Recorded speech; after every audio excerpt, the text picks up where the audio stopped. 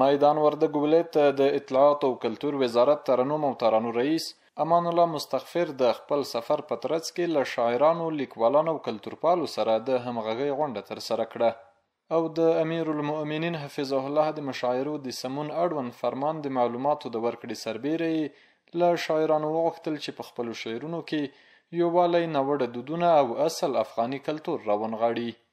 دا هغه د خبرو، هغه د راتګ، هغه هدف و چې ستاسو سره مو شریک کړي. دغه فرمان به رئیس صاحب ستاسو سره شریک کړي، بیا تاسې هغه ماده په ماده ټول وګورئ.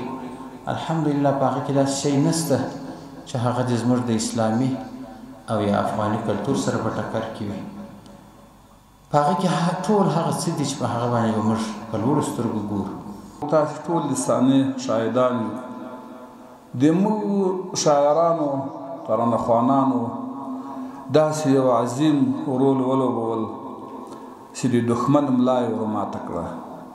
ورته مهال شاعران دا ډول غونډې ستایي او د شاعرانو د قلمي خوځښت لپاره یې غوره ګام بولي او ډاډ ورکوي چې په ټولنه کې د ناخوالو له منځه وړلو په برخه کې به یې قلم روان وي.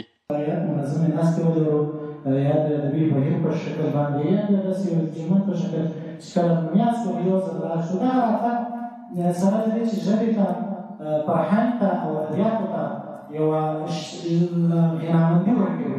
ځوانان د یوې ټولنې فکر جوړوي، د یوې ټولنې اساس جوړوي، د یوې ټولنې بنسټ جوړوي. که چېرته دوی ته فرصت ورکړل سي، وخت ورکړل سي او دوی وپالل سي په دغه برخه کې، نو واقعا ډېر خوشحاله دي. همداراز مسؤلینو هم ډاډ څرګند کړ چې له شاعرانو، لیکوالانو او ځوانانو سره به دا ډول غونډې دوام ولري.